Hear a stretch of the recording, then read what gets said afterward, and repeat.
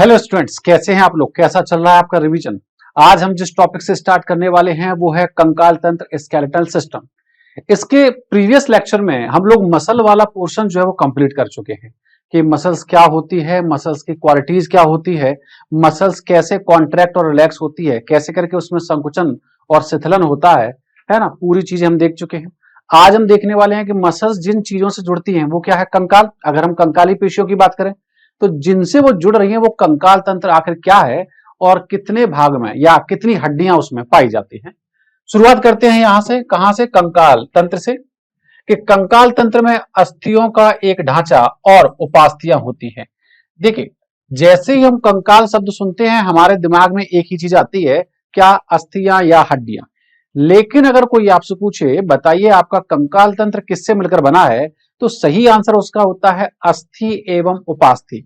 उपास्थियों को भी हम कंकाल तंत्र का ही हिस्सा मानते हैं। शरीर की गति में इस तंत्र की महत्वपूर्ण भूमिका होती है।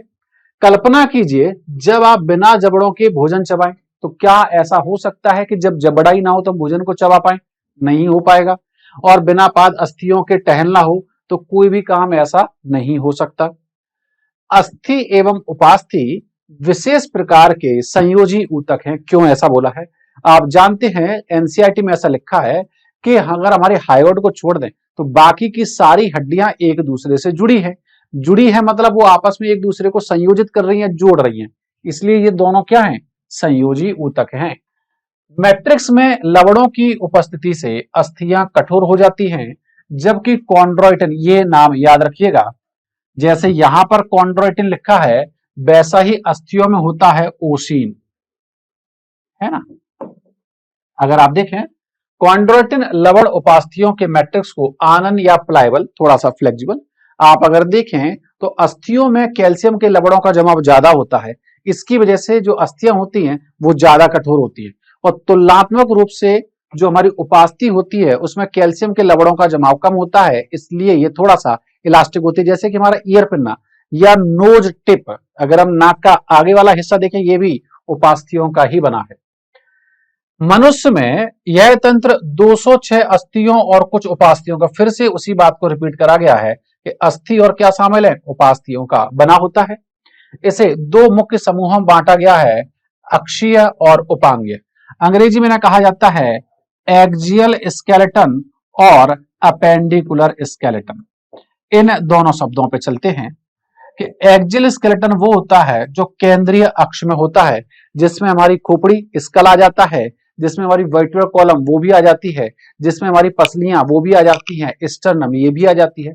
तो जो केंद्रीय अक्ष से होकर गुजर रही हैं, वहां पर जो अस्थियां मौजूद हैं वो किसका भाग है? एक्सियल स्केलेटन का। और जो हमारे साइड में उपांग निकले हुए हैं वहां पर जो अस्थियां हैं वो हमारी क्या है? अपेंडिकुलर या उपांगीय कंकाल तंत्र है। अक्षीय कंकाल में 80 अस्थियां होती हैं। आपको ये काउंटिंग याद रखनी है। तो सिंपल सी बात है, जो बच गई, कितनी बच गई? 126। 126 हमारी क्या है? उपांगीय। जो शरीर की मुख्य अक्ष पर बाकायदा लिखा हुआ है, ये हमारे काम की चीज है। कहां पर है? शरीर की मुख्य अक्ष पर वितरित होती है। कौन कौन है? करोटी, स्कल आ गया, मेरुदंड, हमारी वर्टिब्रल कॉलम, रीढ़ की हड्डी आ गई, उरोस्थी, स्टर्नम आ गई, और साथ में पसलियां अक्षीय कंकाल का क्या करती है? गठन करती है। इसके अलावा करोटी की बात करें, स्कल ले लेते हैं। स्कल में बेसिकली दो चीजें हमारे काम की हैं। एक हमारे पास क्या है? Cranium box. क्रेनियम बॉक्स वो बॉक्स है जिसके अंदर ब्रेन को रखा जाता है, और ये 8 हड्डियों से मिलकर बनता है। कौन कौन सी? ये बनती है फ्रंटल, पैराइटल, ऑक्सीपिटल, साइड में टेम्पोरल है 2, और स्फिनोइड और इथेमोइड। टोटल 8 हड्डियों से, 8 अस्थियों से मिलकर बनता है हमारा क्रेनियम बॉक्स। और 14 हड्डियां होती है हमारे कहां पर? फेस में। फेस को उन्होंने आनन लिखा है कि अस्थियां कहां की? करोटी की अस्थियों के दो समुच्चय। कौन सी? कपालीय, जिसे नाम दिया क्रेनियम बॉक्स, और दूसरा आनन, फेशियल, से बना होता है, जिनका टोटल योग कितना है? 22। इनमें से कपालीय कितनी है? कपालीय है 8, और आननी कितनी है? आननी है 14। तो टोटल 8 और 14 कितने हो गए? 22। कपालीय अस्थियों की संख्या 8 होती है। ये मस्तिष्क के लिए क्या बनाती हैं? कठोर रक्षक बाह्य आवरण बनाती है, कपाल को बनाती है। आननी भाग में 14 कंकाली अवयव होते हैं जो करोटी के सामने का भाग बनाती हैं, जो हमें सामने से दिखाई देता है। आगे देखें, ये है डायग्राम एनसीईआरटी का, बहुत ही शानदार है। यहां पर लिखा है फ्रंटल अस्थि, फ्रंटल जो सामने है, फ्रंट में है। ऊपर वाली अस्थि पैराइटल, और कौन सी है टेम्पोरल, और कौन सी है ऑक्सीपिटल। साइड में इन्होंने यहां पर हल्का सा हिस्सा जो दिखाया है वो है स्फिनोइड। आपको यही डायग्राम उठा के दे सकते हैं और लेवलिंग को हटा देंगे, फिर पूछेंगे बताइए कौन सी हड्डी है ये। और यहां पर एक है इथेमॉइड, ये छोटा सा हिस्सा व्हाइट व्हाइट जो दिख रहा है ये क्या है इथेमॉइड। ये जो हड्डियां हैं ये किसकी है, क्रेनियम बॉक्स की। क्रेनियम बॉक्स कौन सा, ये वो बॉक्स है जिसमें मस्तिष्क को रखा गया है।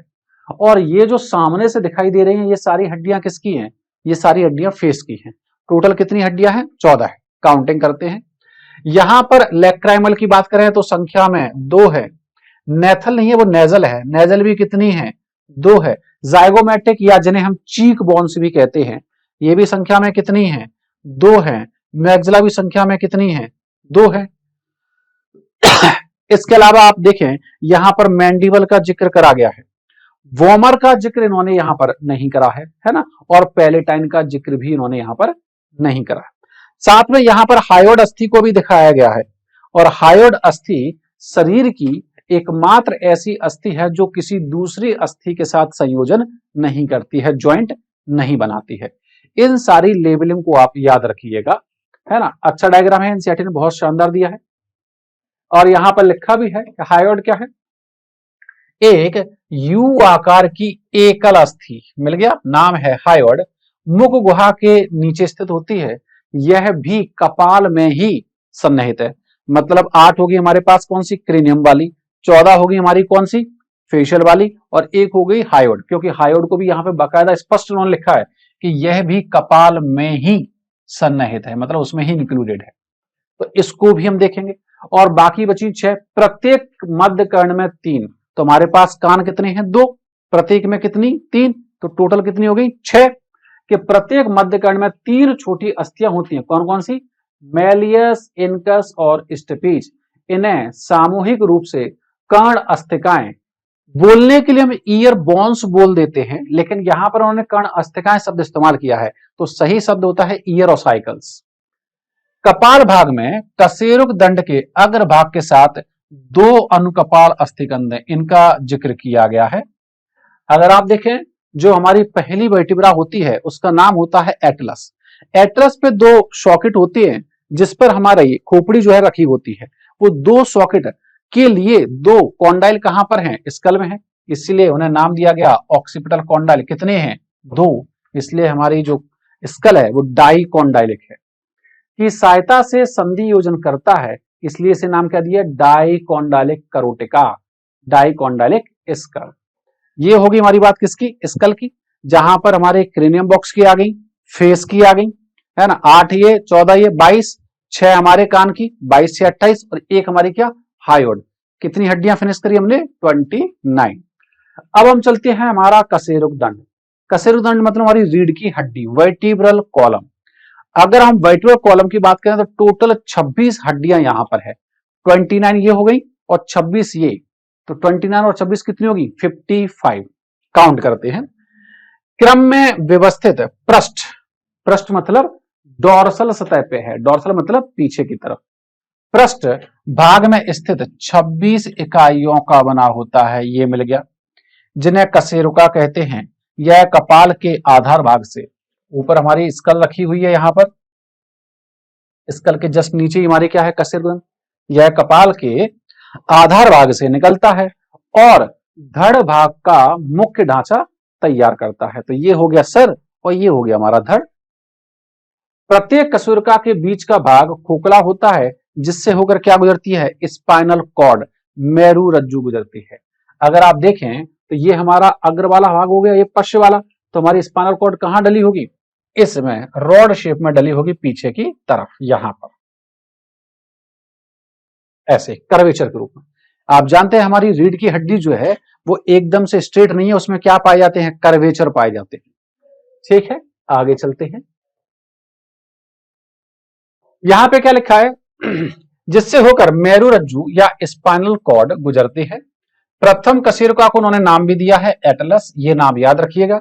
क्योंकि स्पेशली दिया गया है। बाकी का हम काउंटिंग दे देते हैं कि किस एरिया में कितनी कशेरुकाएं हैं। तो हमारे पास सर्वाइकल जो ग्रीवा एरिया है वहां पर 7 होती हैं, जो थोरैसिक वक्षी एरिया है वहां 12 होती हैं, जो लंबर है वहां पर 5 होती है। तो कितनी होगी? 7, 7 और 12, 12 7 19, 19 और 5 24। एक होती है सैक्रम में और एक होती है कॉसिक्स में, तो 24 और 2 26। यहां पर सैक्रम और कॉसिक्स वाली जो होती है वो फ्यूज होती है।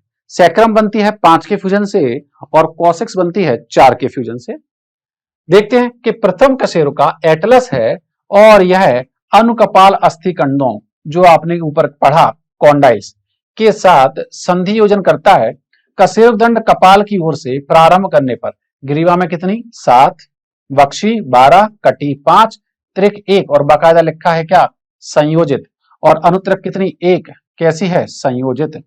कशेरुकाओं में विभेदित होता है। ग्रीवा कशेरुकाओं की संख्या मनुष्य सहित, और यहां पर आप देखें लगभग सभी बोला है, इन्होंने सभी नहीं बोला, क्या बोला? लगभग सभी। स्तनधारियों में कितनी होती है? 7। कुछ एक्सेप्शन है जैसे स्लॉथ है ना, जैसे स्लॉथ में देखें तो थोड़ा कम ज्यादा है, व्हेल है उसमें भी ऐसा ही है। लेकिन इन दो एक को एग्जाम्पल को हटा दें तो बाकी लगभग सभी स्तनधारियों में ग्रीवा कशेरुकाओं की संख्या कितनी है? 7 होती है। सी काऊ में भी ऐसा ही होता है, 7 होती है। कशेरुक दंड मेरु रज्जु की रक्षा करता है, सिर का आधार बनाता है और पसलियों तथा पीठ की पेशियों के लिए क्या है? संधि स्थल का निर्माण करता है। उरोस्थी, उरोस्थी कहां है? आप वक्षी गुहा में सामने की तरफ देखें तो यहां पर ये बनाई गई है आपकी क्या? उरोस्थी। इतनी बस क्या बनाई गई है? उरोस्थी, है ना। उरोस्थी की बात करें, वक्ष की मध्य अधर रेखा पर स्थित एक चपटी अस्थि है। तो यहां पर ये भी आपको याद रखनी है, ये एक फ्लैट बोन का एग्जाम्पल है। इसका एग्जाम्पल है फ्लैट बोन का। पसलियों की संख्या तो आप यहां पे काउंट कर सकते हैं, 1 2 3 4 5 6 7 8 9 10 और 11 और 12। टोटल 12 है एक साइड में, 12 है दूसरी साइड में। तो टोटल पसलियों की काउंटिंग होती है 12 जोड़ी। कि पसलियों की 12 जोड़ियां होती है, काउंटिंग 12 जोड़ियां या 24 बोल सकते हैं। प्रत्येक पसली एक पतली चपटी अस्थि है जो पृष्ठ भाग में, तो पृष्ठ भाग में किससे जुड़ती है? कशेरुक दंड से जुड़ती है। और अधर भाग में किससे जुड़ती है? स्टर्नम से जुड़ती है। जो पृष्ठ भाग में कशेरुक दंड और अधर भाग में उरोस्थी या स्टर्नम के साथ जुड़ी होती है। इसके पृष्ठ सिरे पर 2 संधि योजन सतह होती है, जिसके लिए उन्होंने शब्द इस्तेमाल किया है द्विसरस्थी या बायसिफेलिक। इसको डबल स्टार लगाइएगा कि पृष्ठ सतह पर अगर आप देखें तो वहां पर जो है ये 2 सतहों पर जुड़ी होती है, इसलिए इसका नाम क्या दिया गया है? बाइसिफेलिक या द्विसरस कहते हैं। प्रथम 7 जोड़ी पसलियों की बात करें तो प्रथम 7 जोड़ी सीधे सीधे जुड़ रही हैं किससे? स्टर्नम से। और जो सीधे सीधे स्टर्नम से जुड़ती हैं उन्हें कहा जाता है वास्तविक पसलियां, ट्रू रिब्स। कि प्रथम 7 जोड़ी पसलियों को वास्तविक पसलियां कहते हैं। पृष्ठ में ये किससे? वक्षीय कशेरुकाओं से और अधर भाग में किससे? उरोस्थी से जुड़ी होती है। दूसरा है ये काचाभ उपास्थि की सहायता से जुड़ी होती हैं। तो यहां पर देखें पसलियां और जो व्हाइट व्हाइट कलर का आपको दिख रहा है ये क्या है? ये उपास्थि है। तो इसलिए अपन ने क्या कहा था कि हमारा कंकाल तंत्र अस्थि एवं उपास्थि दोनों का बना होता है। तो जो स्टर्नम है और रिब्स है वो सीधे संपर्क में नहीं है, किसकी सहायता से जुड़ी है? उपास्थि की सहायता से जुड़ी है। नेक्स्ट 8वीं 9वीं और 10वीं जोड़ी पसलियां ये तो स्टर्नम तक पहुंच ही नहीं रही हैं, ये यहीं पे खत्म हो रही है। 8वीं 9वीं और 10वीं, यहां पर आप देखें 8वीं 9वीं और 10वीं जोड़ियां पसलियां उरोस्थी के साथ सीधे संधि योजित नहीं होती हैं, बल्कि हाइलन उपास्थि के सहयोग से किससे? 7वीं पसली से जुड़ती हैं। किससे जुड़ी है? 7वीं से जुड़ी है। आगे चलते हैं हम लोग। इन्हें क्या कहा जाता है? वर्टिब्रोकॉन्डल। वर्टिब्रोकॉन्डल क्यों? क्योंकि पीछे किससे जुड़ी है? वर्टिब्रल कॉलम से। आगे किससे जुड़ी है? कार्टिलेज से। तो कार्टिलेज के लिए शब्द क्या आता है? कॉन्ड्रा आता है, तो नाम हो गया वर्टिब्रोकॉन्ड्रल या कूट फॉल्स पसलियां भी कहते हैं। जबकि पसलियों की अंतिम 2 जोड़ियां कौन कौन सी? 11वीं और 12वीं। अधर सतह की बात करें तो अधर सतह पे जुड़ी नहीं है, और पृष्ठ सतह की बात करें तो पृष्ठ में जितनी भी है वो सारी की सारी जुड़ी है किससे? कशेरुक दंड से। इसलिए इन्हें प्लावी पसलियां या फ्लोटिंग रिब्स कहते हैं। वक्षीय कशेरुक, पसलियां और उरोस्थी मिलकर क्या बनाती हैं? पसली पिंजर या थोरेसिक केज या रिब केज की रचना करती है। जबकि जब आप श्वसन पढ़े थे, अगर आपको प्रीवियस लेक्चर याद हो, तो श्वसन में क्या पढ़ा था कि थोरेसिक केज जो बनता है उसमें डायाफ्राम भी सम्मिलित है। यहां पर डायाफ्राम का जिक्र उन्होंने नहीं करा है। नेक्स्ट, ये तो बात होगी किसकी? पसलियों की। अब बात करते हैं हाथ और पैरों की। पादों की अस्थियां अपनी मेखला के साथ, मेखला को बोलते हैं गर्डल, उपांगीय कंकाल बनाती हैं। प्रत्येक पाद में कितनी? 30। कौन कौन से? अग्रपाद और पश्चपाद, फोरलिम्ब और हाइंड लिम्ब। अगर हम फोरलिम्ब की बात करें, अग्रपाद की बात करें, तो यहां पर है humerus, radius, ulna, carpal, metacarpal और फैलेंजिस। इसी का डायग्राम एनसीईआरटी ने यहां पे दिया है कि यहां पर ये जो हड्डी दिख रही है वो कौन सी है? ह्यूमरस, हाथ की सबसे बड़ी यही है। जो बाहर की तरफ है वो है रेडियस और जो अंदर की तरफ है वो है अल्ना। जो अंगूठे की तरफ है, अगर आप वैसे याद ना रख पाए तो इसको ऐसे याद रख सकते हो, जो अंगूठे की तरफ है वो है रेडियस और जो उंगलियों की तरफ है वो है अल्ना। यहां पर ह्यूमरस की संख्या 1 है, रेडियस की संख्या 1 है, अल्ना की संख्या 1 है, कार्पल की संख्या 8 है, मेटाकार्पल की संख्या 5 है और फैलेंज की संख्या कितनी है? 14 है। तो टोटल एक हाथ में कितनी हड्डी है? 30। और हमारे पास हाथ कितने हैं? 2। तो 30 और 30 कितने हो गए? 60। ठीक है, ये बात हुई किसकी? अग्रपाद की। जरा देख लेते हैं कि ह्यूमरस है, रेडियस है, अल्ना है, कार्पल है, जिन्हें हम कलाई की अस्थियां भी कहते हैं, संख्या में कितनी है? 8 है। मेटाकार्पल है, जिन्हें हथेली की अस्थियां भी कहते हैं, संख्या में कितनी है? 5 है। और फैलेंजेस हैं, उंगलियों की अस्थियां भी कहते हैं, संख्या में कितनी है? 14 है। ऐसे ही जिस प्रकार से एक हाथ में या अग्रपाद में 30 हड्डियां होती हैं, वैसे ही एक पश्चपाद में भी 30 अस्थियां होती हैं। कौन कौन सी? देख लेते हैं। यहां पे आप पश्चपाद की बात करें, पश्चपाद में हमारे पास क्या है? फीमर है, जो शरीर की सबसे लंबी अस्थि है, ऐसा लिखा है। टिबिया है, फिबुला है, वहां पे कार्पल थी, यहां पे टार्सल है, वहां पे मेटाकार्पल थी, यहां पे मेटाटार्सल है, और वहां पर भी फैलेंजिस थी और यहां पर भी फैलेंज थी। और इनके अलावा एक हड्डी वहां पर और एक्स्ट्रा में होती है, जिसे बोला जाता है पटेला, है ना, कि कप के आकार की एक अस्थि जिसे पटेला कहते हैं, घुटने को अधर की ओर से ढकती है। इसका डायग्राम हम लोग देख लेंगे।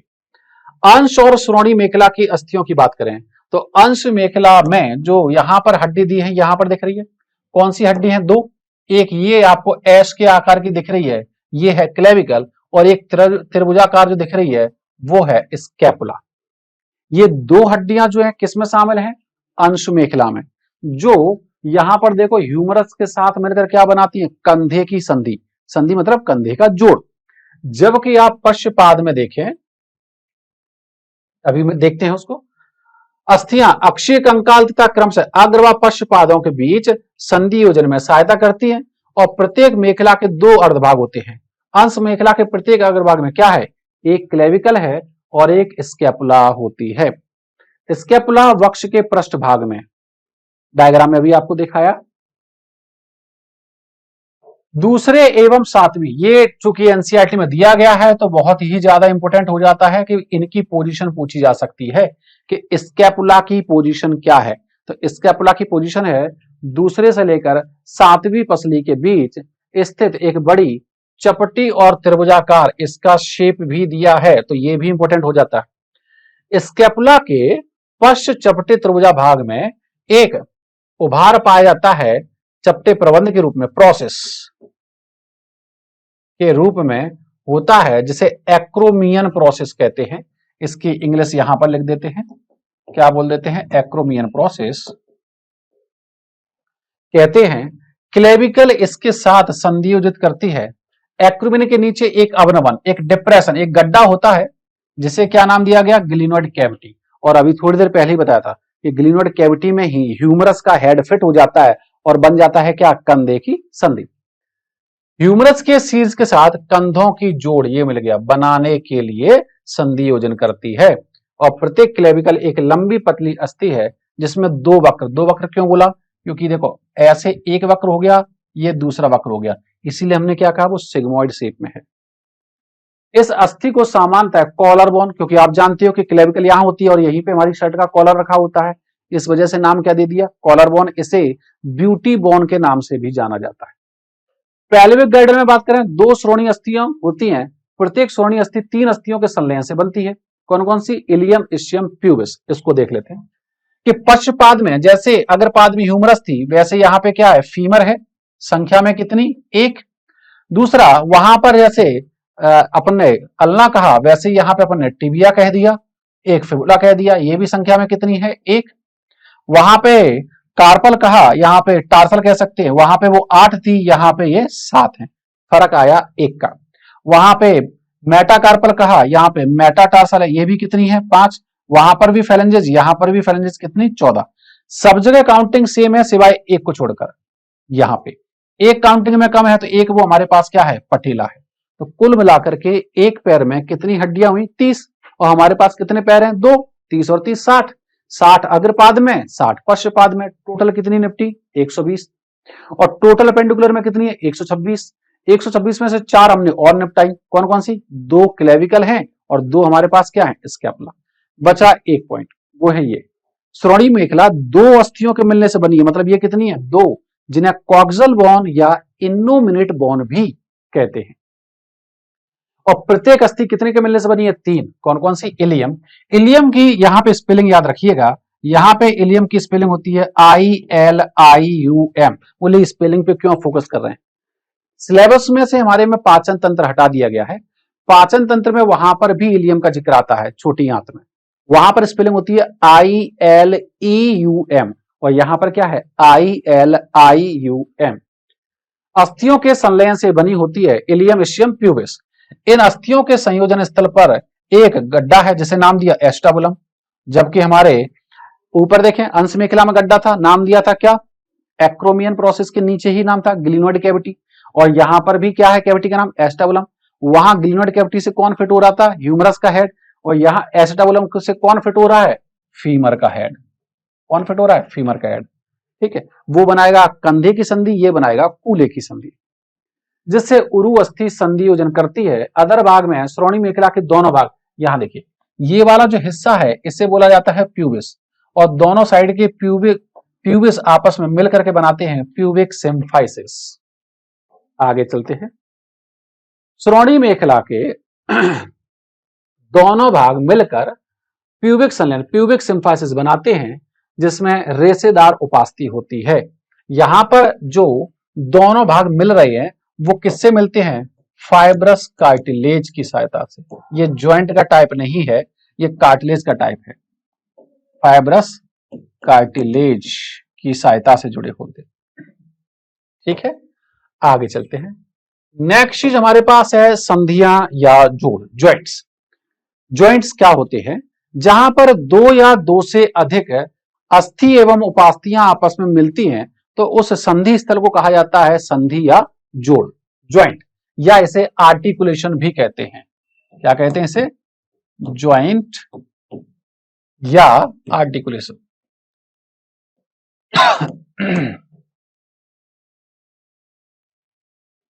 आर्टिकुलेशन, ठीक है। बात करते क्या है, संधि या जोड़ हर प्रकार की गति के लिए आवश्यक है जिनमें शरीर की अस्थियां सहयोगी होती हैं। मिल गया पॉइंट। चलन गति भी इसका अपवाद नहीं है। जोड़ अस्थियों, यहां पे मिल गया, क्या शामिल है अस्थियों, अथवा एक अस्थि व एक उपास्थि, मतलब उपास्थि को भी आपस में यहां पर शामिल करना है। सिर्फ अस्थियों का नहीं बोलना है, अस्थियों का तो बोलना ही है, साथ में उपास्थियों का जिक्र भी करना है, के बीच का संधि स्थल है। जोड़ों द्वारा गति के लिए पेशी जनित बल, मतलब अगर हमें किसी जोड़ पे गति करवानी है तो फोर्स वहां पर जो जनरेट करेगा, जो बल वहां पर उत्पादित करेगी, वो कौन होगी, पेशी। तो पेशी ही वहां पर है जो खींचने का काम कर रही है, और वो वहां पर एक फलक्रम की तरह बिहेव करती है, ऐसा लिखा है। यहां जोड़ आलम या सहारे का कार्य करते हैं। इन जोड़ों पर गति विभिन्न कारकों पर निर्भरता के कारण बदलती है। जोड़ों को मुख्यतः 3 संरचनात्मक रूपों में, कौन कौन से, फाइब्रस, ये हो गया रेशिय। उपास्थि युक्त, ये हो गया कार्टिलेजिनस। और तीसरा है हमारे पास साइनोवियल। साइनोवियल। तो कितने प्रकार के ज्वाइंट हमारे पास हैं? तीन, एक फाइब्रस ज्वाइंट, एक कार्टिलेजिनस ज्वाइंट और एक साइनोवियल ज्वाइंट। फाइब्रस ज्वाइंट वो होते हैं जिनमें बिल्कुल भी गति नहीं होती, जैसे कि अगर आप थोड़ी देर पहले अपने कपाल के डायग्राम को देखें, वहां पर पाए जाते हैं सूचर, वो जिगजैग पैटर्न में जो बने थे। हमारे कपाल में बिल्कुल भी गति नहीं है, तो वहां पर हड्डियां आपस में जुड़ी तो हैं, मतलब ज्वाइंट वहां पर भी है। तो ऐसे ज्वाइंट जहां पर बिल्कुल भी गति नहीं होती, उन्हें बोला जाता है फाइब्रस ज्वाइंट। उपास्थि युक्त या कार्टिलेजिनस ज्वाइंट, उपास्थि युक्त या कार्टिलेजिनस ज्वाइंट वो होते हैं जहां पर हल्की बहुत गति होती है, और साइनोवियल इन्हें फ्रीली मूवेबल ज्वाइंट कहा जाता है, यहां पर गति सबसे ज्यादा होती है। साइनोवियल ज्वाइंट के टाइप आपके में दिए गए हैं, और आपको याद रखने हैं टाइप और उनके उदाहरण, इसके अलावा कुछ भी पढ़ने की जरूरत नहीं है। कि रेशियो जोड़, पहले बात करते हैं फाइब्रस ज्वाइंट की। रेशियो जोड़ किसी प्रकार की गति नहीं होने देते हैं, यह मिल गया पॉइंट कि फाइब्रस ज्वाइंट में किसी भी प्रकार की गति नहीं है। इस तरह के जोड़ द्वारा कहां, कपाल की चपटी अस्थियां, फ्लैट बोन्स ऑफ क्रेनियम, घने रेशिय संयोजी ऊतक की सहायता से सूचर, ये हो गया एग्जाम्पल, सूचर के रूप में कपाल बनाने के लिए संयोजित होते हैं। तो पहला जो हो गया वो हमारा क्या हो गया? फाइब्रस। फाइब्रस वो ज्वाइंट है जिनमें किसी भी प्रकार की कोई गति नहीं है। नेक्स्ट है हमारे पास उपास्थीमय। उपास्थीमय में क्या हो रहा है? अस्थियां आपस में उपास्थियों द्वारा जुड़ी होती हैं, इसीलिए तो नाम क्या दिया गया है? उपास्थि युक्त जोड़, कार्टिलेजिनस ज्वाइंट। ऐसे ज्वाइंट जहां पर हड्डियां आपस में किसकी सहायता से जुड़ी हैं? कार्टिलेज की सहायता से। जैसे कि कशेरुक दंड में दो निकटवर्ती कशेरुक है, ठीक है। इंटरवर्टिब्रल डिस्क करके भी दिया जा सकता है ज्वाइंट। क्या करके दिया जा सकता है? इंटरवर्टिब्रल डिस्क, ठीक है। आगे चलें। के बीच इसी प्रकार के जोड़ हैं जो सीमित गति, देखिए फाइब्रस में क्या लिखा था? बिल्कुल भी गति नहीं होने देते, और यहां पे क्या लिखा है? सीमित गति होने देते हैं। इन्हें पार्शियल मूवेबल ज्वाइंट भी कहते हैं। तीसरा है साइनोवियल ज्वाइंट। साइनोवियल जोड़ों की विशेषता, दो अस्थियों की संधियोजन सतहों के बीच पाया जाता है क्या? तरल, जिसे कहा जाता है साइनोवियल फ्लूइड। और वो साइनोवियल फ्लूइड जो है जहां इकट्ठा होता है उस कैविटी को कहते हैं क्या? Synovial cavity. जैसे मान लो ये हमारे पास एक अस्थि है और ये हमारे पास दूसरी अस्थि है, ठीक है। यहां पे आपने कहा कि यहां पर जो द्रव है वो भरा हुआ है, ठीक है। ये द्रव है, भरा हुआ है। क्या भरा हुआ है? द्रव भरा हुआ है। इस द्रव को हमने क्या नाम दिया? साइनोवियल फ्लूइड नाम दिया। अब इस द्रव को संभालने के लिए वहां पर क्या है? इस द्रव को संभालने के लिए वहां पर क्या है? Synovial membrane. क्या है वहां पर? Synovial membrane. ये रही हमारी क्या? साइनोवियल मेम्ब्रेन, साइनोवियल झिल्ली। इस द्रव को बनाने का काम यही झिल्ली करती है। लेकिन दो हड्डियां आपस में कभी भी सीधे संपर्क में नहीं आती हैं। फ्रिक्शन से बचने के लिए अस्थियों के सिरों पर पाई जाती हैं क्या? उपास्थि। ये देखिए क्या पाई जाती हैं? उपास्थि। अब चूंकि ज्वाइंट को हम लोग आर्टिकुलेशन भी कहते हैं, इसलिए इस उपास्थि को हम लोग आर्टिकुलर उपास्थि भी कहते हैं। कौन सी उपास्थि? आर्टिकुलर उपास्थि भी कहते हैं, ठीक है। और ज्वाइंट को स्टेबिलिटी देने के लिए वहां पर लिगामेंट्स भी पाए जाते हैं। ऐसी बनावट होती है किसकी? हमारे एक साइनोवियल ज्वाइंट की।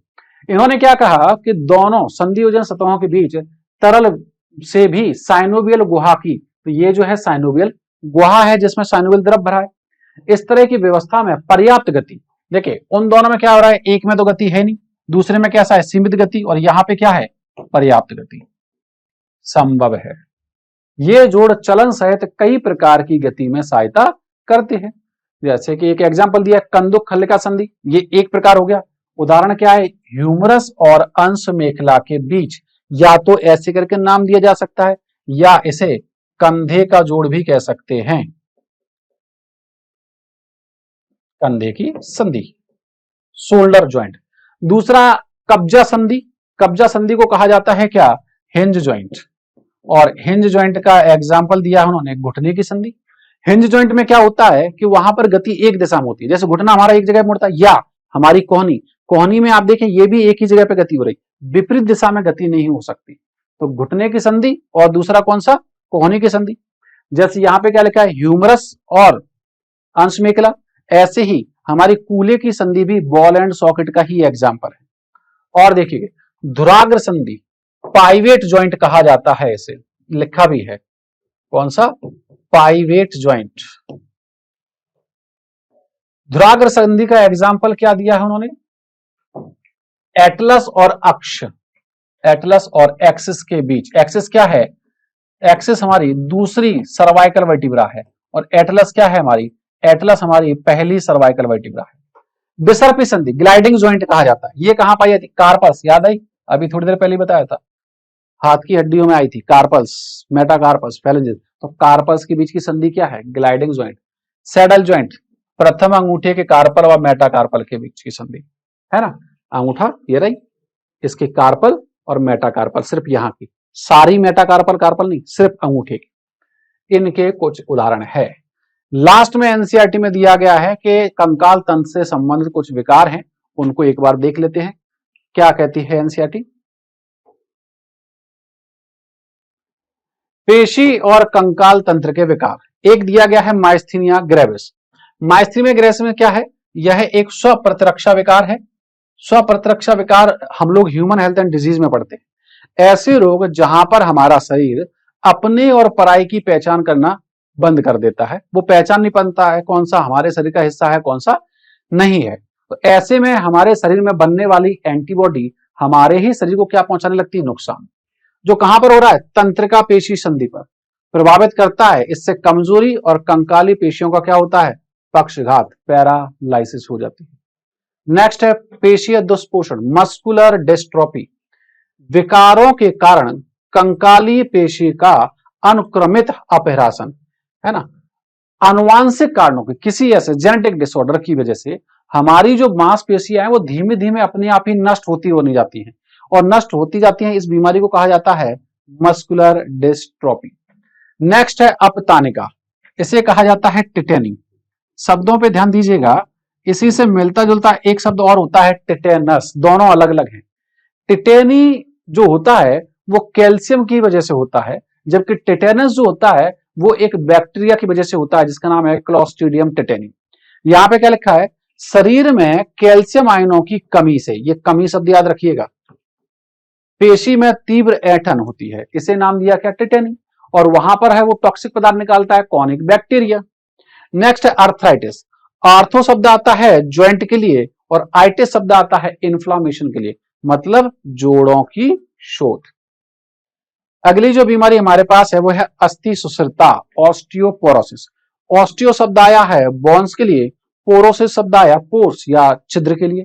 अब यहां पे छिद्र शब्द कहां पे आ गया, अगर हम अपनी अस्थियों में से, हड्डियों में से कैल्शियम लवणों को हटा देंगे तो हड्डियां कैसी हो जाएंगी, कमजोर, छिद्रित हो जाएंगी। यही बीमारी क्या है, ऑस्टियोपोरोसिस है, कि यह उम्र संबंधित विकार है, बढ़ती उम्र के साथ होता है, जिसमें अस्थि के पदार्थों की कमी से, अस्थि के पदार्थों की कमी मतलब बेसिकली कैल्शियम के लवण, अस्थि भंग की प्रबल संभावना है।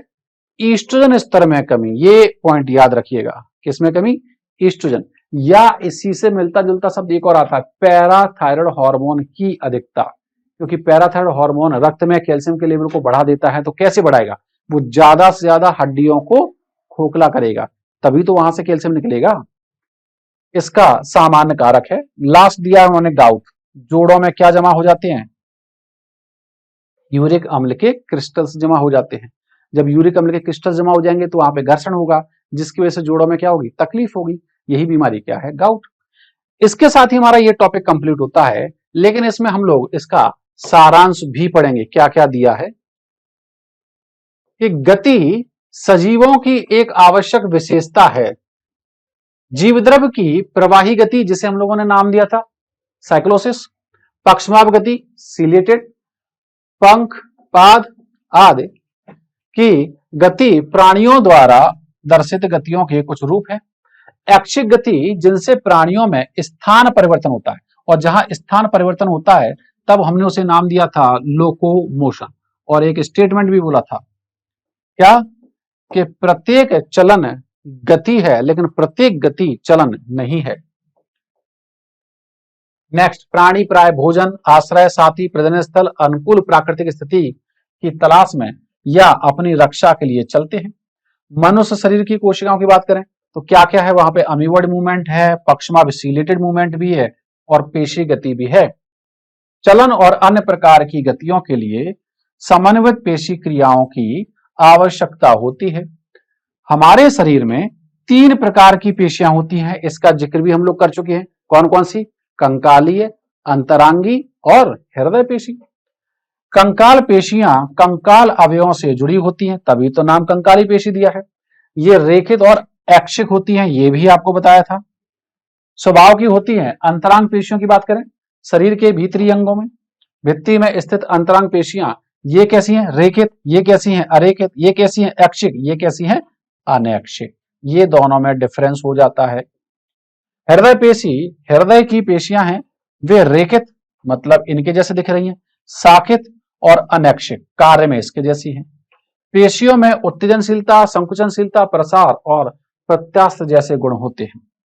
पेशी रेशा पेशी की शारीरिक इकाई है। मसल फाइबर, मसल फाइबर जो है वो उसके शारीरिक मॉर्फोलॉजिकल। प्रत्येक पेशी रेशे में कई समानांतर रूप से व्यवस्थित पेशी तंत्र मायोफाइब्रिल होते हैं। प्रत्येक मायोफाइब्रिल में कई क्रमवार व्यवस्थित क्रियात्मक इकाइयां जिन्हें नाम दिया था सार्कोमियर। 2 जेड लाइन के बीच की दूरी क्या कहलाती है, सार्कोमियर कहलाती है। प्रत्येक सार्कोमियर के केंद्र में घने मायोसिन तंतुओं से बना ए बैंड, ए बैंड में क्या पाया जाता है, ए बैंड में पाया जाता है मायोसिन। जेड रेखा के दोनों तरफ पतले एक्टिन तंतुओं से बने 2 आई बैंड, आई बैंड में क्या पाई जाती है, एक्टिन, ए बैंड में पाई जाती है मायोसिन। आई बैंड में हमने एक चीज और कही थी, लाइट बैंड, ए बैंड की एक चीज और कही थी, डार्क बैंड। एक्टिन और मायोसिन संकुचनशील बहुलक प्रोटीन है, मतलब संकुचन में यही भाग लेती हैं। एक पॉइंट और लिखा है कि विश्राम की अवस्था में एक्टिन तंतुओं पर मायोसिन के लिए सक्रिय स्थान ट्रोपोनिन से ढके हैं, मतलब एक्टिन के सक्रिय स्थलों को किसने ढक के रखा है, ट्रोपोनिन ने ढक के रखा है। मायोसिन शीर्ष पर एटीपेज एंजाइम, एटीपी बंध स्थल और एक्टिन के लिए सक्रिय स्थान होते हैं। पेशी रेशे में प्रेरक तंत्रिका के संकेत से क्रिया विभव उत्पन्न होता है, जिससे सार्कोप्लाज्मिक रेटिकुलम क्या मुक्त करता है, कैल्शियम आयन, जो जुड़ता है किससे, ट्रोपोनिन की एक उप इकाई से। ऐसा लिखा है, एनसीईआरटी नाम नहीं दिया, नाम क्या था उसका, टीपीसी। मुक्त करती है कैल्शियम आयन एक्टिन को मायोसिन के शीर्ष से क्रॉस सेतु निर्माण हेतु सक्रिय करते हैं।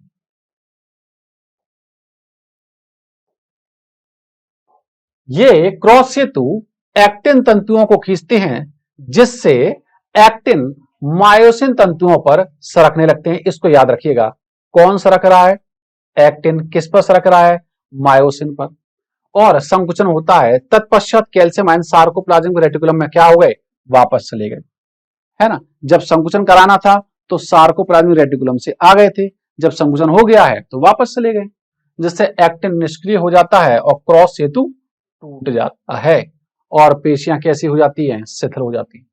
बार बार उत्तेजित करने पर पेशियों में क्या होती है, थकान या श्रांति हो जाती है। इसका भी आपको बताया था, लैक्टिक अम्ल के जमाव के कारण। लाल रंग के मायोग्लोबिन वर्णक की मात्रा की उपस्थिति के आधार पर पेशियां 2 प्रकार से, लाल और श्वेत। लाल पेशी तंतु में क्या है, मायोग्लोबिन ज्यादा है, श्वेत पेशी तंतु में क्या है, मायोग्लोबिन कम है। रेशों में वर्गीकृत की गई हैं। अस्थियां एवं उपास्थियां कंकाल तंत्र बनाते हैं।